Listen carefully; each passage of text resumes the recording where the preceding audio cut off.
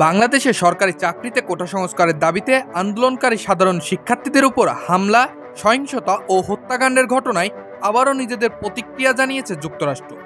সর্বশেষ প্রতিক্রিয়ায় দেশটি শান্তিপূর্ণ বিক্ষোভে সহিংসতার নিন্দা জানিয়েছে।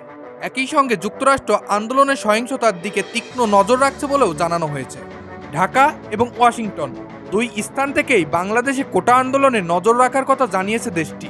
স্থানীয় সময় বুধবার নিয়মিত সংবাদ সম্মেলনে এক সাংবাদিকের প্রশ্নের জবাবে এসব কথা বলেন মার্কিন পররাষ্ট্র দপ্তরের মুখপাত্র ম্যাথিউ মিলার।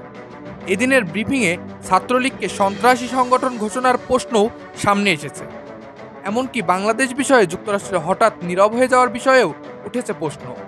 যদিও বাংলাদেশ ইস্যুতে নীরব থাকার বিষয়টি মানতে রাজি নয় যুক্তরাষ্ট্র। এদিনের ব্রিফিংয়ে এক সাংবাদিক বাংলাদেশের সরকারি চাকরিতে কোটা সংস্কারের দাবিতে শিক্ষার্থীদের আন্দোলন এবং তাদের উপর হামলা, সহিংসতা ও হত্যাকাণ্ডের বিষয়ে জানতে চান। তিনি বলেন, বাংলাদেশ ছাত্র বিক্ষোভের বিরুদ্ধে দমনপীড়ন অব্যাহত রয়েছে। আইনশৃঙ্খলা বাহিনীর হাতে অন্তত 6 ছাত্র নিহত হয়েছেন। ক্ষমতাসীন সরকারের দলীয় শাখা ছাত্রলীগ শিক্ষার্থীদের সঙ্গে বিশেষভাবে নিষ্ঠুর আচরণ করছে, বিশেষ করে মেয়ে ও নারীদের উপর, এবং তারা গত 1.5 দশক ধরেই বারবার এটি করে যাচ্ছে। আপনারা কি ছাত্রলীগকে সন্ত্রাসী সংগঠন হিসেবে বিবেচনা করবেন?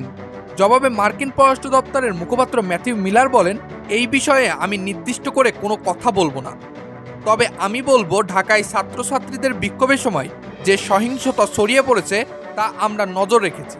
তিনি আরও বলেন, প্রতিবাদ শান্তিপূর্ণ করার বিষয়ে আমরা অব্যাহত আহ্বান জানিয়েছি।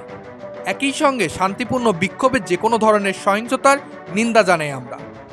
এরপর ওই সাংবাদিক কোটাবিরোধী আন্দোলনে পুলিশের গুলিতে নিহত বেগম রোকেয়া বিশ্ববিদ্যালয়ের অন্যতম সমন্বয়ক আবু সাইদের হত্যাকাণ্ডের বিষয়ে প্রশ্ন করেন। তিনি বলেন, বেগম রোকেয়া বিশ্ববিদ্যালয়ের ইংরেজি সাহিত্যের তরুণ ছাত্র আবু সাইদ তার সহপাঠীদের বাঁচাতে পুলিশের সামনে ঢাল হয়ে দাঁড়িয়েছিলেন, কিন্তু সরকারের বাহিনী তাকে গুলি করতে দ্বিধা করেনি এবং এমনকি সে নিজেও বুঝতে পারেনি যে বন্ধুদের উদ্ধার করার চেষ্টা করার সময় তাকে গুলি করা হয়েছে। নির্বাচনের ঠিক আগে থেকে এভাবেই ক্ষমতা ধরে রেখেছেন শেখ হাসিনা। আমি দুঃখিত, মার্কিন পররাষ্ট্রমন্ত্রী বলেছিলেন, সারা বিশ্ব বাংলাদেশের নির্বাচনের দিকে তাকিয়ে আছে এবং এজন্য মার্কিন স্টেট ডিপার্টমেন্ট ও যুক্তরাষ্ট্র প্রয়োজনীয় সব পদক্ষেপ নেবে।